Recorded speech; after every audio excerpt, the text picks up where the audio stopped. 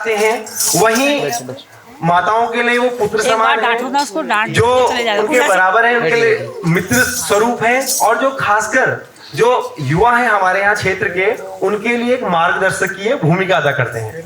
तो गुरुजी की 50 से ज्यादा तो कथाएं हैं। आज इनसे हमने बड़ा आग्रह किया कि मैंने इनसे कहा कि देखिए, समाज में कथा वगैरह तो यहाँ पे औपचारिक रूप से होती रहती है 3 घंटे के लिए, लेकिन बहुत से लोगों के बहुत से प्रश्न मन में रहते हैं, और उन प्रश्नों के लेकर के खासकर क्या है ना, यहाँ पे हमारे सेना से जुड़े हुए बहुत से लोग हैं, तो और उसमें महिलाएं हैं खासकर, और महिलाओं को कहते हैं कि वो आर्मी बिहाइंड द आर्मी है। सब लोग मिडिल क्लास फैमिली से हैं, सबने दुख देखे, तकलीफ देखी, मुश्किल देखी, झोपड़ी से लेकर के लोगों के महलों तक का सफर देखा, सब दुखी रहे, लेकिन उनके दिल में अभी भी ना एक अजीब सा डर जैसा रहता है। तो गुरुजी क्योंकि कथा तो करते ही हैं, उसके साथ साथ में पूरे समाज में घूमने का इनको अनुभव है, और ये देव कृपा ही है कि इतनी छोटी सी उम्र में हमारे बीच में से निकल करके हम सबके प्रेरणा स्रोत हैं, कैसे हमारा वो मार्गदर्शन करें। तो एक छोटी सी हमने कहा कि गुरुजी एक आपसे एक मीटिंग करेंगे, किसी के कोई सवाल हो, किसी को जीवन से लेकर के कोई प्रश्न हो हल्के फुल्के रूप में, उसका क्या गुरु की ओर से हमें मार्गदर्शन मिलता है। और मैं तो कहूँ कि वैसे भारत भूमि के हम हैं, गुरुजी को तो पता है, कहा गया है कि गायंती देवा किलगीत कानी धन्या स्तुते भारत भूमि भागे। हम बहुत भाग्यशाली हैं कि भारत भूमि की उस पवित्र भूमि में हमने जन्म लिया, और उस भारत भूमि की जन्म में हमने मानव रूप में जन्म लिया, और मानव रूप में जन्म लेने के बाद में इस उत्तराखंड की पावन पवित्र धरती में हमने जन्म लिया। इस धरती के बारे में कहते हैं कि ये भारतवर्ष आध्यात्म की जन्म भूमि, कर्म भूमि, तपोभूमि है। इस भूमि में साक्षात भगवान श्री राम 14 वर्ष वनों में घूमने के बाद मर्यादा पुरुषोत्तम बने। इस भूमि में बौद्ध आए, जैन आए, उनका मौन मुखर हुआ। यहाँ इस भूमि में सिखों के 10 धर्म गुरु आए, उन गुरुओं ने मातृभूमि के लिए अपने प्राणों को न्यौछावर कर दिया। उन्होंने अपनी आंखों के सामने दीवार पे 5 साल और 7 साल के अपने बच्चों को चिंता हुआ देखा, लेकिन उन्होंने कभी गुलामी को स्वीकार नहीं किया। उस मात्र इस भूमि में जहां सुबह भजनों की मीठी आवाज और शंख की ध्वनि से हम लोगों की नींदें खुलती हैं, उस भूमि में हम संबंध रखते हैं उस उत्तराखंड से, जहां पे जिसको देवभूमि कहा गया है।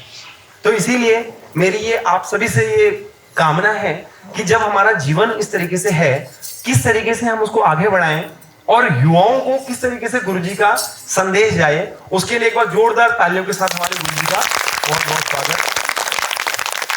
देखिए, आपकी इस मतलब इस जो साधारण सी हमारी बातचीत है ना, इसकी जो सबसे मुख्य विशेषता है, हमारे बीच में हमारी माताएं हैं, भाभी लोग हैं, बहनें हैं, और नारियों के लिए तो मैं हमेशा कहता हूँ कि नारी नहीं है अबला, नारी नहीं कहानी, और नारी की कोख में तो पलती है जिंदगानी।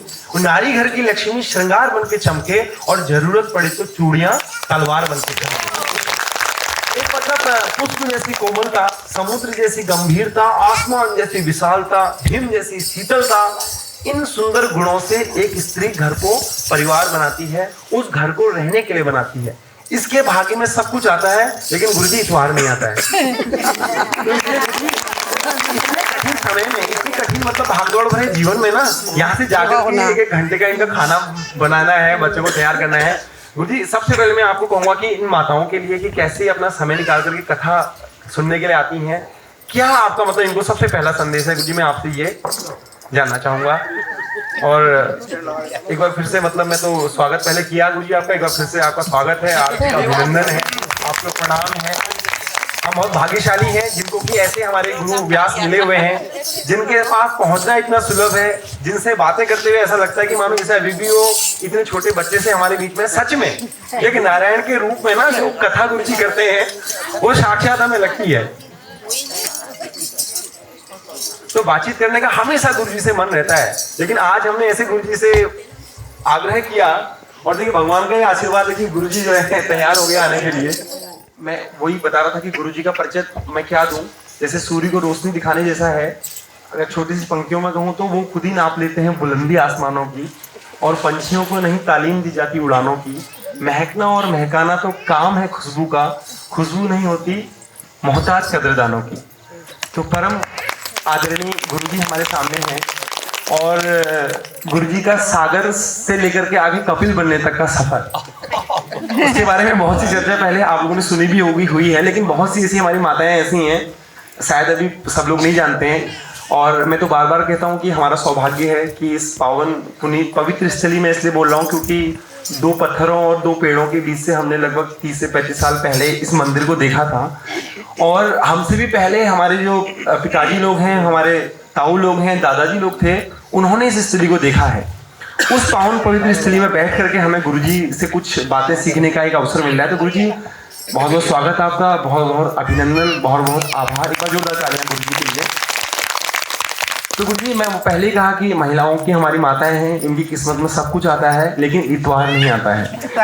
फिर भी मगर अपना ना समय निकाल करके कथाओं में, मतलब इनके बगैर कथा की हम कल्पना नहीं कर सकते हैं क्योंकि युवाओं तो अपने अपने कामों में व्यस्त रहते हैं, कर्तव्य बंधनों में बंधे हुए। हमारे बहुत से यहाँ पे फौजी सैनिक लोग हैं जो इस समय भी इधर उधर बॉर्डरों में अपनी ड्यूटी दे रहे हैं, या कोई दिल्ली प्राइवेट नौकरी या कहीं पर भी है। लेकिन माताएं हमारे बीच में, इनके द्वारा संदेश इनके पत्नियों को, हमारे घर वालों को जाता है। तो इन महिलाओं के लिए सबसे पहले गुरुजी क्या आपका मतलब संदेश है? सबसे पहले तो मैं आज रात्रि के सत्र में ये बहुत सुंदर आपके द्वारा मेरा साक्षात्कार जो लिया जा रहा है, मैं आदरणीय कमल जी और आप सभी माताओं को बहुत बहुत प्रणाम करता हूँ। आप सबको मेरा राधे राधे। जैसा कि अभी इन्होंने बोला माताओं के लिए, तो मैं ये बात अपने विवेक से कह रहा हूँ कि जैसे राम जी ने कहा कि जननी जन्म भूमिश्च स्वर्गादपि गरीयसी। राम जी कह रहे हैं कि जननी और जन्म भूमि ये स्वर्ग से भी महान होते हैं। और यहाँ पर सभी माताएं बैठी हैं और माताओं के लिए ही आप बात कर रहे हैं कि रविवार नहीं होता। तो मैं तो कहता हूँ कि अगर घर का प्रभात किसी के जीवन का होता है तो माता से ही होता है, स्त्री से ही होता है। और जहाँ तक की बात है कि हमारे वहाँ तो भारत में अनेक विदुषियाँ रही हैं, चाहे मीरा हैं, सबरी हैं, गार्गी हैं और भी कई सारी माताएं। सीता जी के जीवन में कितना संघर्ष रहा देखिए आप। तो सभी माताएं वंदनीय हैं। क्यों? क्योंकि वो अपने कर्म के संग कभी भी अपने धर्म को छोड़ती नहीं हैं। इसलिए भारत की माताएं सदा और सर्वदा पूजनीय ही हैं और मैं ये चाहता हूं कि सदा पूजनीय ही रहेंगी।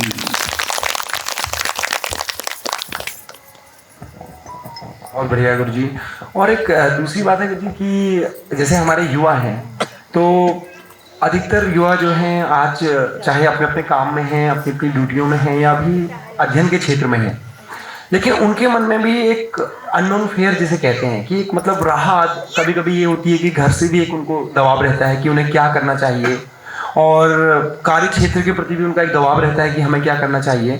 लेकिन एक धर्म के साथ अपने कर्म को जोड़ते हुए, क्योंकि हमारा युवा है वो गलत राह को अभी ना पकड़े, वो अपने कर्म के साथ साथ अपने धर्म को भी लेकर के चले। इस बारे में युवाओं को आपका क्या संदेश है? बहुत ही नेक और बढ़िया प्रश्न है, क्योंकि आप मेरे से प्रश्न कर रहे हैं। आप भी एक जोरदार युवा हैं और मैं भी एक बढ़िया युवा ही हूँ। तो और आपने मेरे को हमारी समस्त टीम में भी देखा होगा, सब मेरे जैसे युवा ही हैं साथ में।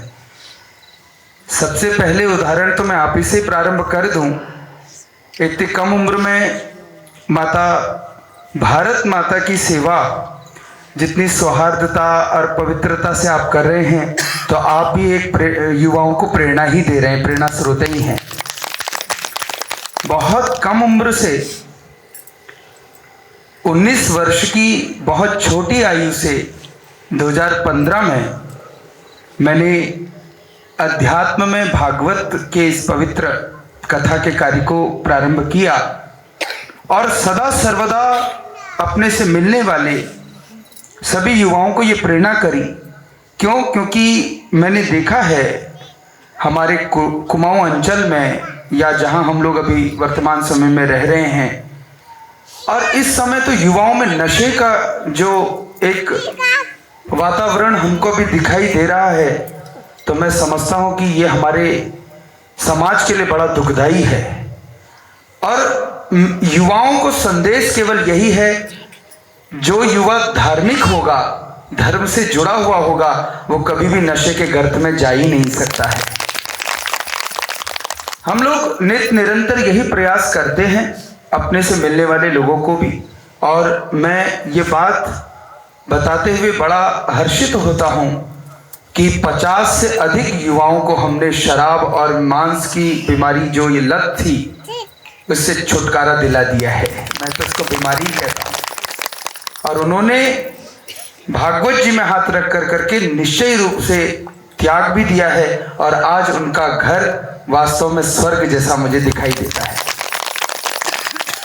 बहुत सुंदर गुरुजी।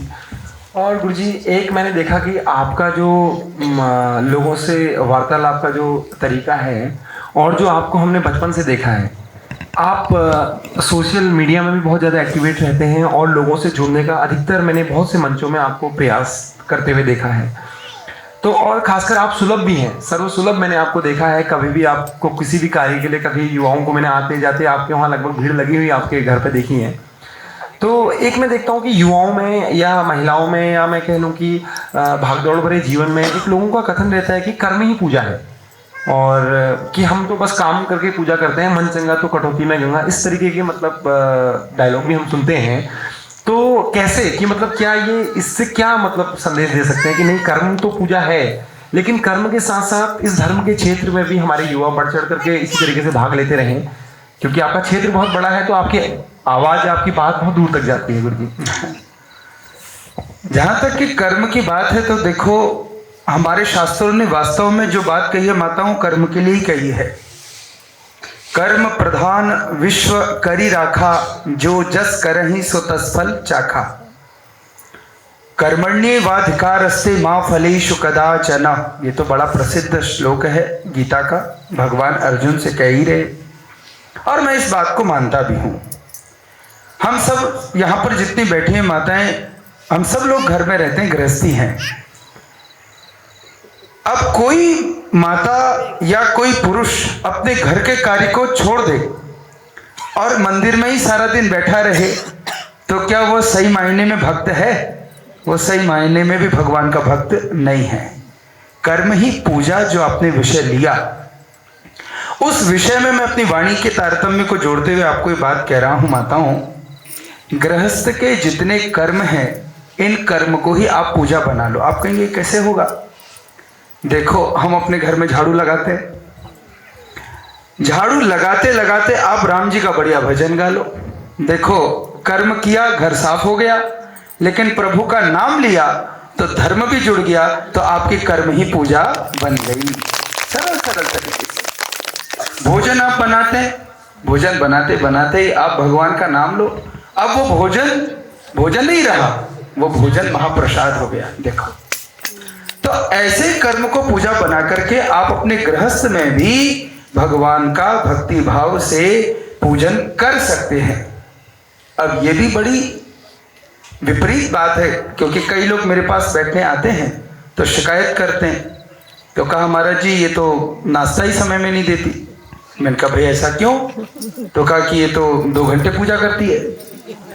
अब मैंने कहा कि ये पूजा तो वास्तव में पूजा नहीं है। आपके बच्चे स्कूल जा रहे हैं, आपके पति ऑफिस जा रहे हैं, और आप जो है भोजन ही नहीं बना रही। आप तो कह रही मैं तो नहीं, पहले भगवान का पूजन करूंगी और तब मैं, तो ये नहीं।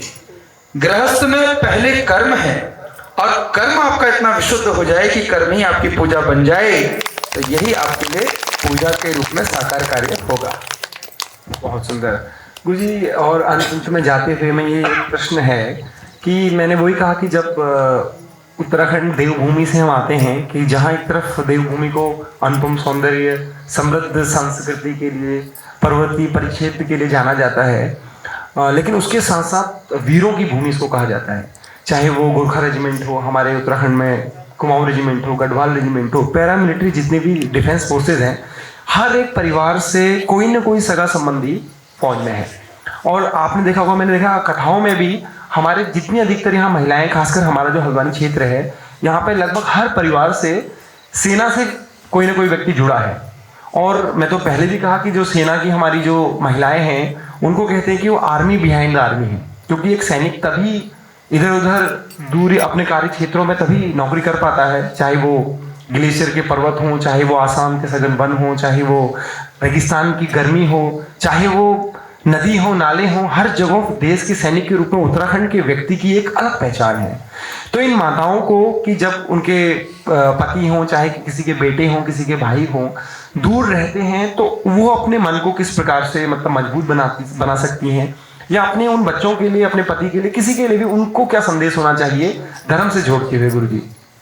सबसे पहले तो इस बात में आप आदरणीय हमारे कमल जी के लिए ताली बजा दो, क्योंकि मुझे ऐसा लगता है कि प्रश्न सबसे ज्यादा इनका है, क्योंकि ये खुद एक फौजी हैं और धर्मगुरु हैं हमारे आर्मी में।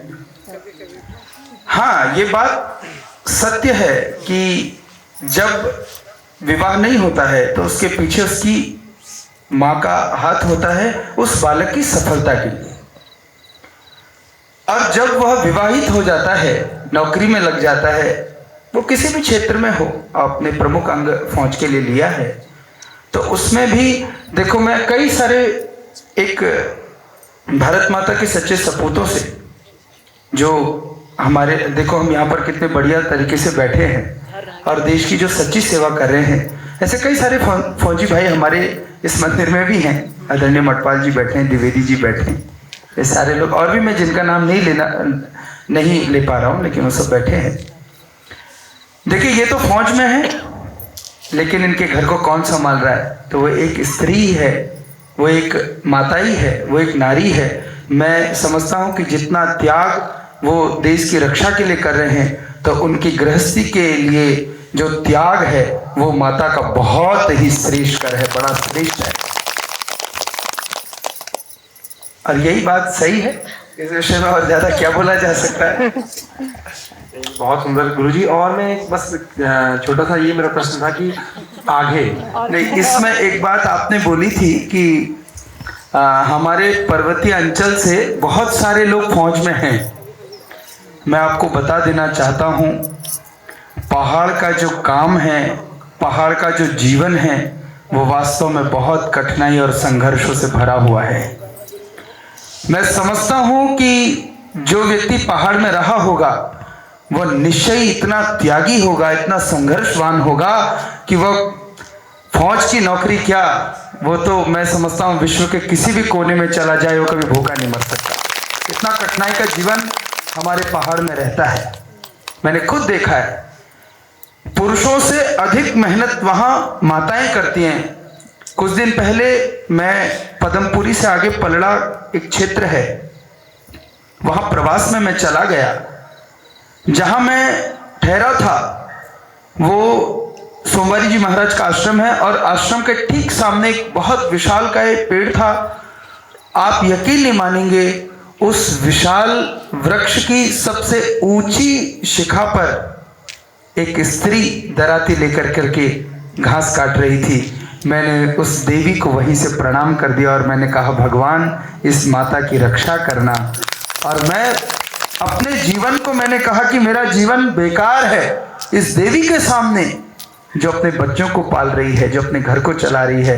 वो देवी साक्षात भगवती का ही स्वरूप है। बहुत सुंदर गुरुजी, आपने बिल्कुल सही कहा। वैसे भी हम इस समय पे उम्र के, मुझे लगता है जिस पड़ाव में हैं, हमने अपनी माताओं को, चाचियों को, भाभियों को, सबने किसी न किसी समय में, ये एक मुझे लगता है लास्ट की जनरेशन है जिसने दूध भी निकाला है, जिसने पौल्टा भी किया है, जिसने लूटे भी बनाए हैं पहाड़ों में, और ना वो गोठों में भी गए हैं, मोह भी निकाला है। और ये मतलब इसके बाद, क्योंकि मुझे लगता है आने वाला समय तो अभी मोबाइल और वाला है, और आंचल कहते हैं ना कि माँ का जो आंचल है वो सबसे सुरक्षित स्थान बच्चे का होता है, तो अभी तो आंचल ही मुझे लगता है छोटा होता जा रहा है। गुरुजी, बहुत अच्छी ये हमारी हल्की फुल्की वार्ता रही, हमने एक बनाया था। तो गुरुजी, एक प्रश्न क्या लें किसी कोई माता से, प्रश्न वगैरह, या प्रश्न भी चलो अभी लेंगे गुरुजी। और एक मेरा अंतिम प्रश्न था कि जैसे आपका गुरुजी आगे, मतलब आपका जैसे अभी आपकी इतनी छोटी उम्र है और इतनी छोटी उम्र में आपने बुलंदियों को छुआ है, और मैं तो हमेशा कहता हूँ कि गुरुजी ऐसे कथाव्यास होने चाहिए जो एक तो हमारे बीच से, जिन्हें हमने छोटे से लेकर के इतने ऊपर उठते हुए देखा है। और हमारा भी लक्ष्य भी बहुत बड़ा है कि गुरुजी आप जो है, मैं तो कहता हूँ कि जो स्थान पर्वतों में है पवित्र राज हिमालय का है, जो स्थान नदियों में पवित्र पावनी गंगा का है, जो स्थान गुरुजी मंदिरों में हमारे केदारनाथ का है, जो स्थान ग्रहों में सूरज का है, वो स्थान कथावाचकों में हमारे क्षेत्र से हमारे कपिल मुनि जी का रहे। ये हमारी मतलब पूरी उम्मीद नहीं, हमें पूरा भरोसा भी है। तो आगे आप गुरुजी अपने जीवन में मतलब क्या कुछ रखते हैं, या क्या मतलब आपकी आगे के लिए कोई योजना है, युवाओं के लिए, चाहे महिलाओं के लिए, हमारे क्षेत्र के लिए खासकर? देखिए, ये एक बहुत अच्छी बात है।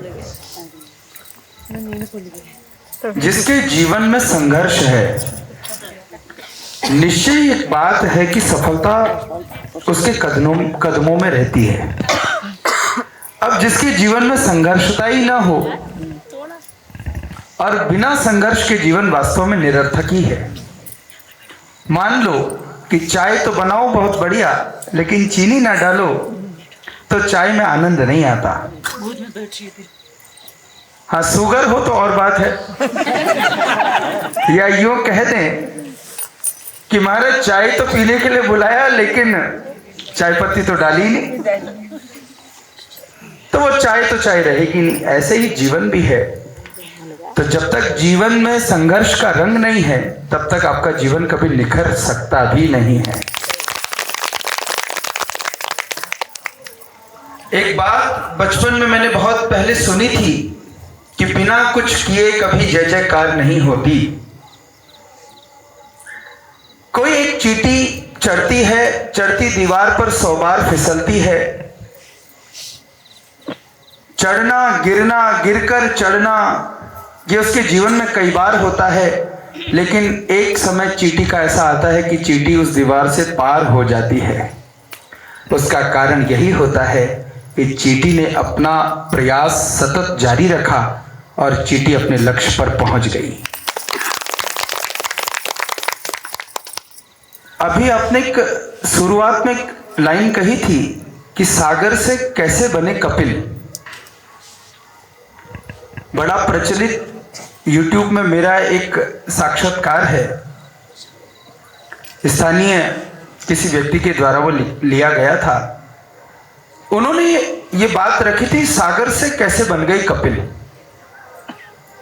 और वास्तव में माताओं, मैं आपको सही बात बताऊं कि आज तक मुझे भी ये ईश्वरीय विधान के बारे में मालूम नहीं चल पाया कि मैं कब सागर से कपिल बन गया।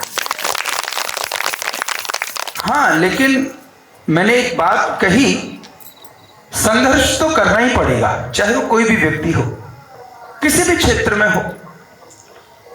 जीवन के उन समूचे पड़ाव को मैं जानता हूं, क्योंकि मैं संघ के विद्यालय से पढ़ा हूं, RSS के विद्यालय से, जहां संस्कृत की एक नींव शिक्षा के रूप में मुझे मिली, और वहां से एक भाव बन गया वास्तव में। और आपको एक बात बताऊं, अच्छे लोगों के संग रहने का भी एक बहुत बड़ा फायदा होता है, क्योंकि जब हम अच्छे लोगों के संग रहते हैं तो हमारी सोच वास्तव में बदलती है। मैं जब कई सारे लोगों के संग रहता था जो अच्छे थे, अच्छे का अर्थ है कि जो भक्ति मार्ग से संबंध रखते थे, तो बहुत पहले मैंने एक नाम सुना था वृंदावन में, परम पूज्य मृदुल कृष्ण शास्त्री जी का। मेरे बालपन में उनका एक भजन बहुत प्रचलित था, राधे राधे जपो चले आएंगे बिहारी। हो सकता है आप लोगों ने भी सुना हो, बड़ा प्रसिद्ध भजन वो रहा है। जब वो भजन मैंने सुना तो मैंने कहा कि ये कौन होंगे जिन्होंने इतनी मीठी आवाज से गाया है।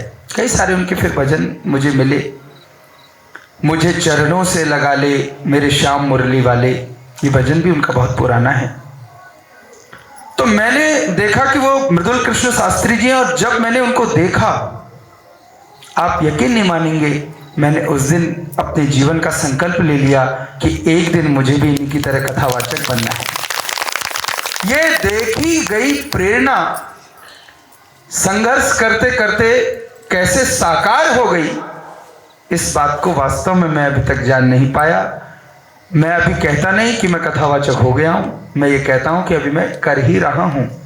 भगवान की भक्ति अथाह है, अनंत है, कोई कर नहीं सकता उनकी कथा, कोई ज़्यादा बोल नहीं सकता। दूसरा, कथा करने का उद्देश्य मेरा यह भी रहा, मैंने कई सारे कथावाचकों को जब सुना तो वहाँ पर मैंने यह भी एक भ्रांति देखी कि कथा की तो कोई बात कह ही नहीं रहा, भक्ति की कोई बात नहीं कह रहा। आप YouTube में मेरे पुराने वीडियोस भी देख सकते हैं, भागवत के, रामचरितमानस के, लेकिन मैं कहीं पर भी कोई व्यासपीठ से अनर्गल वार्ता को नहीं करता। अगर बात कहता भी हूं तो उस प्रसंग में जोड़ करके समाज के सुधार की ही बात केवल बोलता हूं। यह भी एक मेरा उद्देश्य था। और सतत करते करते करते करते 50 भागवत पूरे हो गए। 50 भागवत जिस दिन पूरे हुए उस दिन मैंने अपने को देखा दर्पण में, मैं सही बता रहा हूं आपको, क्योंकि वो बड़ा विशाल भागवत था, हम सब लोग साथ थे, परिकर हमारे सभी। लेकिन मैंने कहा कि अभी भी मैं अपूर्ण हूं। तो मेरे से किसी एक मेरे दोस्त ने कहा कि मैं बधाई तो तुझे दे रहा हूं कि तेरी 50 कथाएं पूरी हो गई, लेकिन मैं चाहता हूं कि तू 50 नहीं 50,000 भगवान की कथाएं कहे।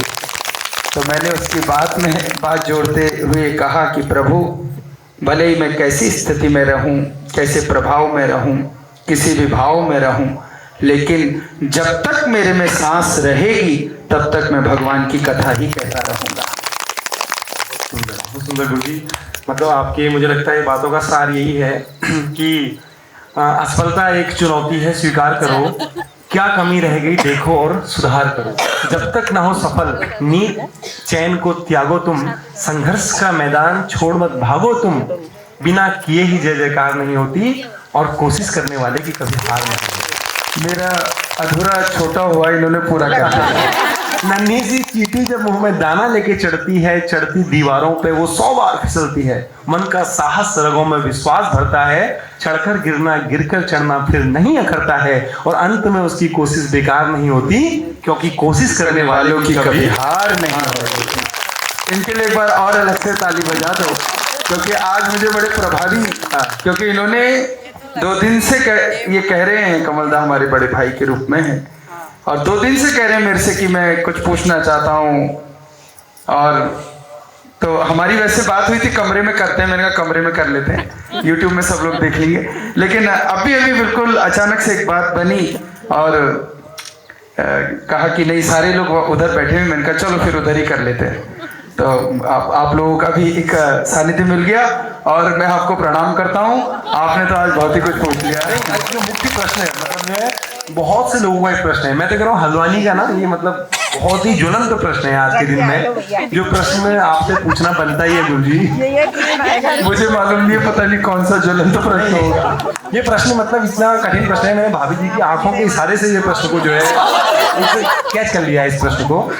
गुरुजी बहुत से लोग मतलब प्रयास करते हैं, आपका नाम मैंने जोड़ा है, मैं नाम नहीं लेना चाहूंगा, कोई कहता है कि यार उनके साथ इनका जोड़ा बहुत अच्छा है, और कोई कहता है कि उनके साथ इनका जोड़ा अच्छा है। तो गुरुजी आपने मतलब विवाह के बारे में, विवाह के जीवन का जो है गृहस्थ आश्रम के बारे में आपने इतनी सुंदर सबको कथा सुनाई थी, और आपकी कथा की मुझे सबसे बड़ी विशेषता यही मिलती है, क्योंकि भागवत, श्रीमद् भागवत को हम लोग खुद भी पढ़ सकते हैं, हम या YouTube में देख सकते हैं, लेकिन आपकी कथाओं में गुरुजी मैंने सबसे बड़ी विशेषता ये देखी कि कोई छोटे से छोटा जो प्रसंग होता है वो समाज के प्रति, हमारे रोज के कामों के प्रति आप ऐसे जोड़ते हैं कि वो लगता है कि हाँ यार ये तो हमारे साथ कल ही हुआ था करके। तो उसी प्रश्न में आपने गृहस्थ आश्रम के बारे में आप बार बार बहुत सुंदर चर्चा करते हैं। तो गुरुजी ये गृहस्थ आश्रम समझ गए आगे, मतलब गृहस्थ आश्रम की बात आई तो हमारे एक परिकर ने अपना मोबाइल ही निकाल दिया था।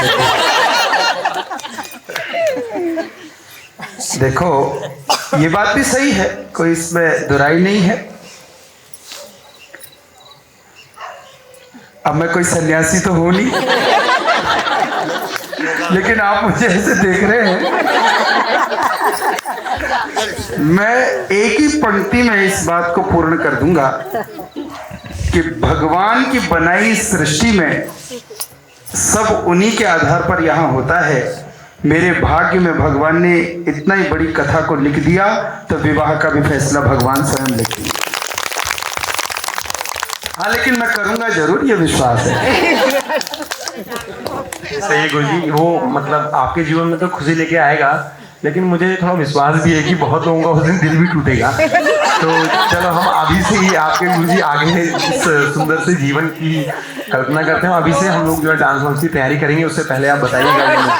ये मतलब गृहस्थ जीवन की सुंदरता ना, मैं वो कह रहा था गृहस्थ का हुआ थोड़ा। नहीं, गृहस्थ जीवन की सुंदरता तो देखो, हमारे कोई एक साथी थे, मतलब मेरे सीनियर रहे हैं कॉलेज में जब मैं मास्टर कर रहा था, तो वो कहते थे कि गृहस्थ के लिए, गृहस्थ एक गाड़ी है और गाड़ी में 2 पहिए होते हैं। हम लोग सुनते थे, सीनियर थे उनका, मेरे को लगता है कि शायद उनकी शादी हो गई होगी तभी वो ऐसा कहते थे। वो बीएड करते थे, इसी एलपीजी की बात है। वो अक्सर इस बात को कहते थे कि गृहस्थ जो है वो एक गाड़ी है और गाड़ी में 2 पहिए हैं। और बात तो सही है, गाड़ी में 2 पहिए जब तक समान रहेंगे तो निश्चय गाड़ी बरकरार चलेगी। अब एक गाड़ी में जो 2 टायर हैं और एक टायर बढ़िया हो और दूसरा पंक्चर हो जाए तो गाड़ी चल नहीं पाएगी। इसलिए गृहस्थ की गाड़ी के 2 पहिए पति और पत्नी हैं और गृहस्थ को चलाने के लिए दोनों ने कदम साथ साथ बढ़ाना चाहिए और उससे गाड़ी बढ़िया चलेगी गृहस्थ की। ये तो बहुत सुंदर आपने गुरुजी चर्चा हुई। अगर कोई कुछ पूछना चाहे, हाँ, तो वही मैं माताओं से कहना चाहता हूँ कि जैसे कोई भी किन्हीं का कोई प्रश्न हो, चाहे वो जीवन से संबंधित, चाहे वो आध्यात्म से संबंधित, चाहे वो धर्म से संबंधित, चाहे वो रोज के पूजा पाठ से संबंधित, तो इससे बढ़िया जो इस्लाम की भी कथा तो गुरुजी करेंगे और फिर जो है परसों दीदी बल्कि हो जाएंगी। प्रश्न है ना गुरुजी? तो हम तो ना चाहते हैं, वैसे ऐसा लगता है कि ये उत्सव, ये हर्ष, ये खुशी जीवन में इसी प्रकार रोज चलती रहे। खासकर इस क्षेत्र के लिए मैं देखा ये चीज की जो हमारे चाचा लोग, ताऊ लोग जो भी नए यहाँ पे आए हमारे बीच में, वो सच में इतना मतलब अच्छा यहाँ पे माहौल हुआ। मैं तो कहता हूँ कि माता कालिका की कृपा से इस कथा का फलस्वरूप में यही मिले कि हमारे पड़ोस में, हमारे क्षेत्र में किसी के भी घर परिवार में कोई दुख हो तो वो हमें अपना दुख लगे। बहुत अच्छी बात है ये। उसकी राई की जैसी अगर कोई घटना उसके साथ हुई है तो पहाड़ जैसी हमें लगे, और उसके घर में अगर कोई खुशी हुई हो तो वो भी हमारे जीवन में हमको एक खुशी दे।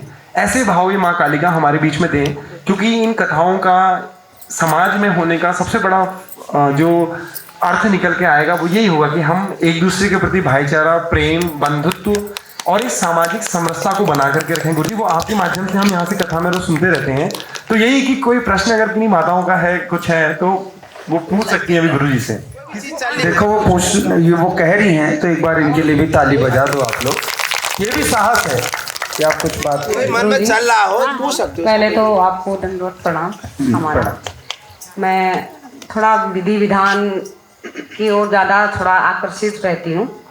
तो पूजा पाठ में जैसे हर कोई लोग अपने इष्ट होते हैं, भगवान एक ही मूर्ति रखते हैं जो अपने इष्ट की ही पूजा पाठ जो भी करते हैं अपने एक ही मूर्ति रख के करते हैं। तो मेरा ऐसा क्या है कि मैं हर के इष्ट हैं वो अलग अपनी जगह पर हैं, तो उनके साथ साथ हर कोई भगवान भी देखती हूँ मैं। तो फिर मैं उनको मतलब ये हो जाता मेरे दिमाग में कि मैं इसको भी लाऊं, उसको भी लाऊं। उसमें मेरे अंदर मतलब सभी देवी देवताओं की मूर्तियाँ हैं, कोई मूर्ति ऐसी नहीं है कि जो छोटी नहीं हो। तो पूजा करते समय पता नहीं मेरे दिमाग में ऐसा चलता है कि मैं चलो अपने इष्ट को तो पूज रही हूँ, भगवान को पूज रही हूँ, फिर मेरे मन में ये ख्याल आता है कि अरे मैंने इनको तो पूज लिया, मतलब ये नाराज तो नहीं हो गए, दूसरे नाराज तो नहीं हो गए। इसके वजह से मैं करीबन 1 घंटा मतलब सभी की आरती गाने लग जाती हूँ।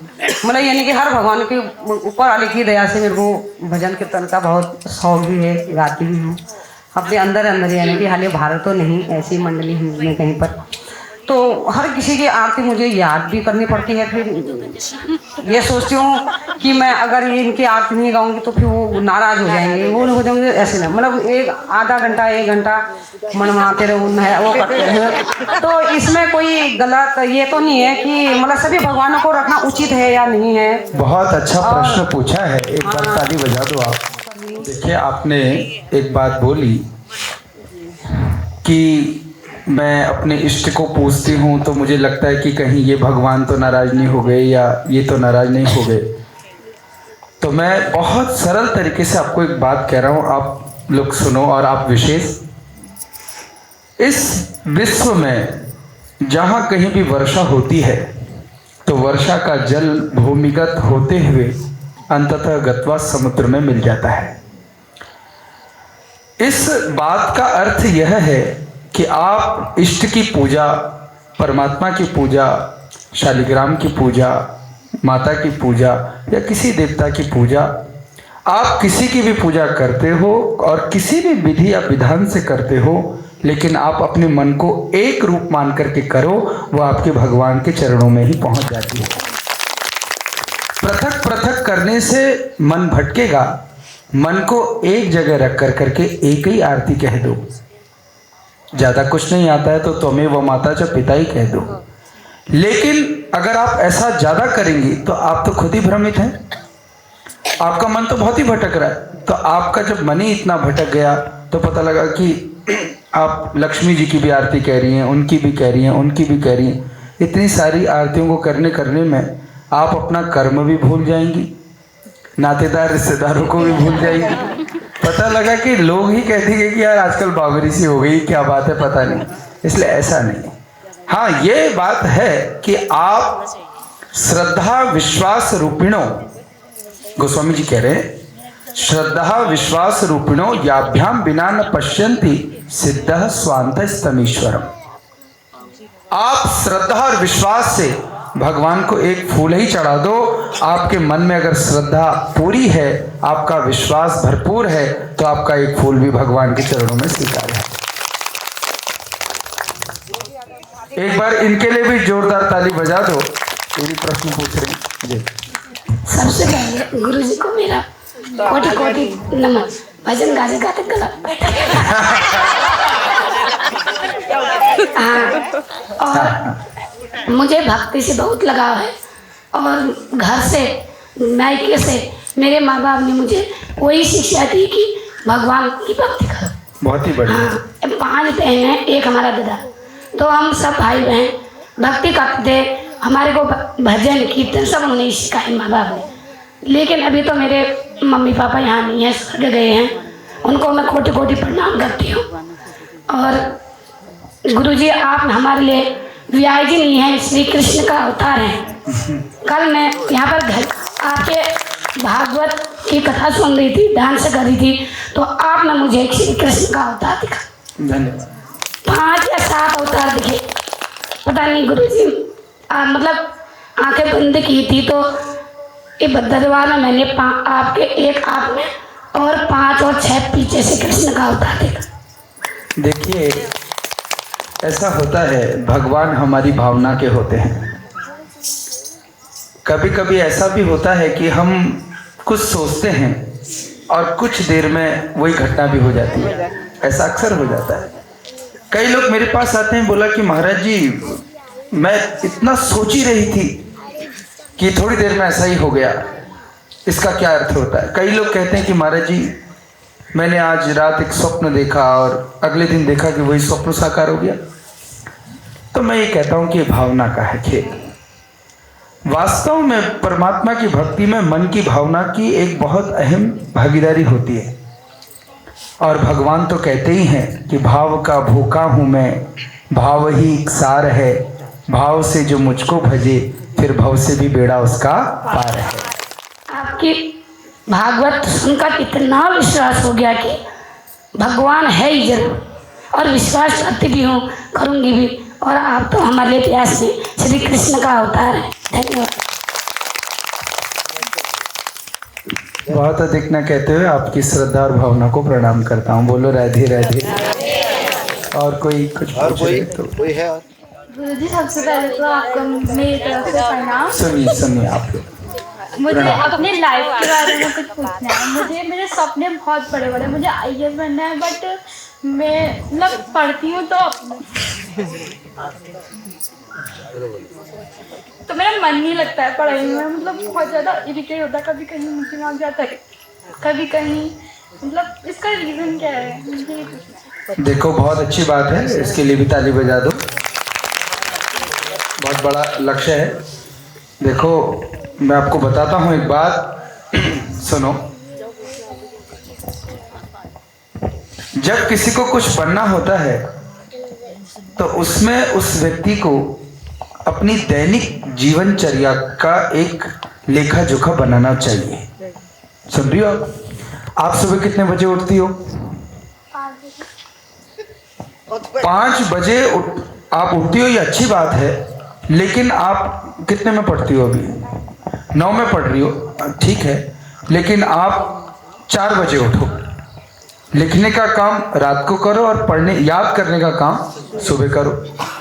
और जो विद्यार्थी, देखो हम लोग भी सब साथ में रहते हैं, लेकिन हम प्रातःकाल सब लोग जल्दी उठ जाते हैं विश्वास से। देखो ना हमारे यहाँ माता पिता साथ हैं, ना ऐसा कोई व्यक्ति, तो हमको कोई बताता नहीं है। सफल जीवन की पहचान ही यही है कि जो सवेरे जल्दी उठता है वह निश्चय ही कुछ ना कुछ करने वाला जरूर होता है, क्योंकि सुबह की बेला शिक्षा के लिए बहुत बड़ी बेला होती है, बहुत दिव्य बेला होती है। क्यों? क्योंकि उस समय प्रभात का समय शांति का समय होता है। तो मैं आपको केवल यही बात कहूंगा कि आप अभी 9वीं क्लास में हैं, लेकिन आपका लक्ष्य है, तो आप अभी से चार्ट बनाओ, किस समय उठना है, किस समय बैठना है, किस समय विद्यालय जाना है, किस समय कोचिंग जाना है। जब टाइम टेबल विद्यार्थी के जीवन में होगा तो निश्चित वह उस समय सारणी के अनुरूप अपने लक्ष्य तक भी जरूर पहुंचेगा। और कोई कुछ पूछना चाह रहे हैं तो बता। अच्छा, आप लोगों को आनंद आ रहा है, नहीं आ रहा है? गुरुजी आपके चरणों में कोटि कोटि प्रणाम है मेरा। प्रणाम प्रणाम। गुरुजी एक क्वेश्चन था, जैसे मैं भजन अजन सुनती हूँ, मेरे को रोना आ जाता है। सही बात है, रोना आ जाता है मुझे। वैसे मैं सत्संग भी सुनती हूँ, सत्संग वगैरह भी सुनती हूँ, और जैसे कहते हैं कि मंदिर में भक्ति करनी चाहिए, लेकिन जैसे ही हमारे पड़ोस का मंदिर है, मेरे से नहीं हो पाता है, मैं नहीं आ पाती हूँ, लेकिन अपने मन में पूजा पाठ कर लेती हूँ, सत्संग सुनती हूँ। तो वही होता है, मैं जैसे आजकल भागवत हो रही है, यहाँ पे आती हूँ तो भजन वजन सुनती हूँ आपके, तो रोना आ जाता है। मतलब कहीं भी भजन, हमारे सत्संग में भी भजन होते हैं, रोना क्यों आता होगा? मैंने रोने वाला तो कोई भजन गाया है? कोई इतने मीठे भजन भी होते हैं ना, कोई भी, उसमें भी रोना। बहुत बढ़िया आप कह रही हैं। देखो मैं आपको एक बात बताऊं, 2 प्रकार के हृदय होते हैं। एक हृदय होता है थोड़ा कठोर, और दूसरा जो होता है वो बड़ा, उसको कहें कि बहुत रुई का जैसा, भावुक जिसको कहते हैं। और एक बात इसमें मैं और जोड़ रहा हूं कि देखो किसी का एक शौक भी होता है।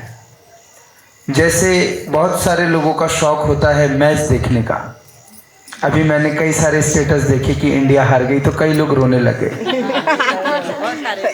नहीं, मैं भी मैच देखता हूं, लेकिन मैं रोया नहीं। मुझे लगा कि अब मैं भगवान से प्रार्थना कर रहा था कि आगे हमारी भारत की टीम विजय हो। लेकिन कोई लोगों का शौक होता है ना कि बहुत बिल्कुल एकदम वो रोने लग गए बिल्कुल कि भारत की टीम हार गई, कैसे हार गई। कई लोगों ने खाना नहीं खाया, उनका शौक था। उसके पीछे कारण है कि हम लोग उस में डूबे हुए हैं। ऐसे ही किसी का शौक होता है भगवान का भजन सुनना, और भजन में अगर रुदन आ जाता है तो आप समझो कि आपके हृदय में वास्तव में भगवान की भक्ति प्रकट हो रही है। हमारे भारत में एक कथावाचक थे, परम पूज्य गदाधर भट्ट जी उनका नाम था। गीता प्रेस में उनकी कई सारी प्रतियां हैं। मैं बहुत गुड बात आपको बताने जा रहा हूं, जो मैंने बहुत पहले कल्याण के अंक में इस बात को पढ़ा था। गदाधर भट्ट जी एक दिन कथा सुना रहे थे, और जब वो कथा सुना रहे थे तो पूरा पंडाल रो रहा था, लेकिन उस पूरे पंडाल में एक व्यक्ति ऐसा था जिसको रोना नहीं आया। आपकी रोने वाली बात से मेरे को ये बात याद आ गई, मैंने पढ़ी थी। जब उनको रोना नहीं आया तो सारे अगल बगल के लोगों ने गदाधर भट्ट जी के पास जाकर के शिकायत करी कि महाराज ये कितना मतलब कठोर हृदय वाला व्यक्ति है कि आपकी कथा में सब रोते हैं लेकिन ये रोता। उस व्यक्ति को बड़ा बुरा लगा। अगले दिन फिर कथा का सत्र लगा, सारे लोग आए, प्रसंग बड़ा मार्मिक चला, भक्ति का, जीवन का, सारे रोने लगे। तो उस आदमी ने इधर भी देखा उधर भी देखा, तो सब जगह रो ही रहे थे। तो उसको लगा कि यार आज भी अगर नहीं रोऊंगा तो ये लोग कहेंगे। तो फिर वो मेरे से कहेंगे कि बड़ा कठोर हृदय है। तो मिर्च की पुड़िया लाया था। पूज्य व्यास जी कथा सुना रहे थे, तो उसने एक उंगली से मिर्च ली और थोड़ी आंख में लगाई, थोड़ी इधर लगाई। इसमें बड़ा भाव भी है, सुनना। अब महाराज वो इतना रोने लगा कि सब चुप हो गए, वो रो ही रहा था।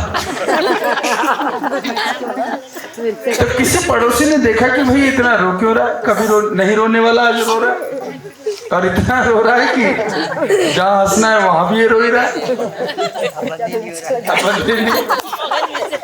तो उन्होंने देखा तो मिर्च की पोटली थी और कहा कि आज तुझे ले जाते हैं व्यास जी के पास। और चल करके कहा कि महाराज वास्तव में इसके बराबर कठोर हृदय हमने नहीं देखा। सब भगवान की कथा में रोते, ये रोता नहीं। और ये आज मिर्च लगा रहा था। तो गदाधर भट्ट ने कहा कि ये प्रेरणा है कि जो आंख भगवान की कथा को सुनकर के, कीर्तन को सुनकर के रोए नहीं, तो वो आंख मिर्ची ही डालने योग्य है। उन्होंने इस बात को ज्ञान के रूप में प्रकट कर दिया। आपके अगर आंसू निकल रहे हैं तो आप समझो कि थोड़ी थोड़ी भक्ति आपके दिल में आ रही है। गुरु जी आपको कोटि कोटि प्रणाम। जी प्रणाम। मेरे को ये सपना था कि मैं गुरु जी के मतलब भागवत मुंह के सामने सुनूं फर्स्ट बार। मोबाइल में तो मैं आपको हर समय देखती हूँ, सुनती हूँ, लेकिन मुझे आपको मतलब भगवान का रूप ही दिखता है। मैं सोचती थी कि आपको मतलब नजरों में मतलब कब मैं अपने सामने आपके भागवत सुनूं। गुरु जी मैं आपको एक क्वेश्चन पूछना चाहती हूँ। जब मैं पूजा करती हूँ तो कभी कभी जैसे मन भटक जाता है, तो उसमें क्या करना चाहिए? मतलब पूजा भक्ति भाव। ये मन बड़ा चंचल है, कैसे तेरा भजन करूं। ये मन बड़ा चंचल है, कैसे तेरा भजन करूं। जितना इसे समझाऊं, जितना इसे समझाऊं, उतना ही मचल जाए राधे तेरे चरणों की। गुरुजी ऐसा हर समय नहीं होता है, लेकिन पूजा पाठ में मन लगता है। कभी कभी मतलब जैसे होता है, देखो अच्छा, फिर मेरे को एकदम रोना जैसा आता है। मतलब इतनी रो जाती हूँ मैं, मतलब मेरे को कुछ कहना नहीं तो आता आप है। मान लो ना, आप मीरा ही हो। भगवान की पूजा में तो मीरा ही रोया करती थी भाई, तो इसमें कोई ऐसी भ्रांति नहीं है। गुरुजी आपसे आप एक क्वेश्चन और पूछना है। जैसे मेरे को ऐसा लगता है मतलब कि मैं मतलब मेरी मायके में कोटगाली माता, भगवती माता है। मैं सोचती हूँ कि मतलब जैसे मेरे परिवार के रस्सी मतलब मैं धार्मिक उसमें रहूँ, वहीं रहूँ, मतलब वहीं भक्ति भाव करूँ। लेकिन मैं सोचती हूँ कि मतलब मैं अपने बच्चे परिवार हैं तो कैसे छोड़ूं उनको। लेकिन मैं कितनी बार भाई को जाती हूँ कि मैं वहाँ जाऊँ, मतलब मैं अपना कुटिया ही वहीं विश्राम कर दूँ, मतलब मैं घर में नहीं रहूँ करके। ऐसा मन हो जाता है। क्यों होता है गुरुजी मेरे को ऐसा? हाँ, एक बार और रोना आ जाता है। हाँ ठीक हो गया। आपने माता कोटगाड़ी का नाम लिया है, तो मैं चाहता हूँ कि बोलो कोटगाड़ी मैया की जय। सबके ऊपर माँ की कृपा और आशीर्वाद सदा बना रहे। माँ हमारे इस कुमाऊं की नहीं, विश्व की न्याय की देवी है। लेकिन देखो ये बात ठीक है, आपका मन ऐसा करता है, लेकिन आप माँ कोटगाड़ी की एक सच्ची सेवा क्या है। देखो वो भी एक माँ है, हाँ और आप भी एक माँ हैं, हाँ। और माँ के लिए सबसे बड़ी भक्ति उसके बच्चे, उसका परिवार, उसका घर है, उसका पति है। कुटिया आपकी निश्चित बनेगी, लेकिन अभी आप अपनी कुटिया अपनी गृहस्थी में ही जमाएं। और कुटिया तब बनानी चाहिए कब? तो कहा जब आपके बच्चे सशक्त हो जाएं, साकार हो जाएं, सफल हो जाएं, तब मठ मंदिर तीर्थ में जाकर के अपनी कुटिया बनाओ और वहीं रहो, भगवान का पूजन करो। लेकिन अभी तो आपका जो कर्म है, आपका जो धर्म है वो आपकी गृहस्थी ही है। इस बात को मान करके अपने घर गृहस्थी को संभालो। बस पूजा पाठ के संग अपनी गृहस्थी को भी करो। बोलो राधे राधे हो। इनके लिए बजा दो तालियां। ये मीरा है हमारी। गुरु जी का बहुत बहुत एक बार फिर से धन्यवाद देता हूँ और गुरु जी का आशीर्वाद सब पे बना रहे, ये मैं भगवान से प्रार्थना करता हूँ। मटपाल जी के कुछ भजन भी हो जाएगा अभी। सभी की तरफ से मैं यही गुरु जी से कहता हूँ कि सच में गुरु जी खूबसूरत से किसी पल का किस्सा बन जाता है, खूबसूरत से किसी पल का किस्सा बन जाता है, जीवन में कोई एक जीवन का हिस्सा बन जाता है। कुछ खास गुरु या कुछ खास लोग मिलते हैं जिंदगी में जिनसे कभी ना बिछड़ने वाला एक रिश्ता बन जाता है। तो ये रिश्ता गुरु जी हम लोगों का आपके साथ बना रहे, ये मेरी भगवान से प्रार्थना है। और एक जैसा कि भक्तों की फरमाइश एक आई है, मैं आज बहुत अच्छा सत्र रहा। मुझे भी विश्वास नहीं था कि सब लोग इस तरीके से मिलेंगे।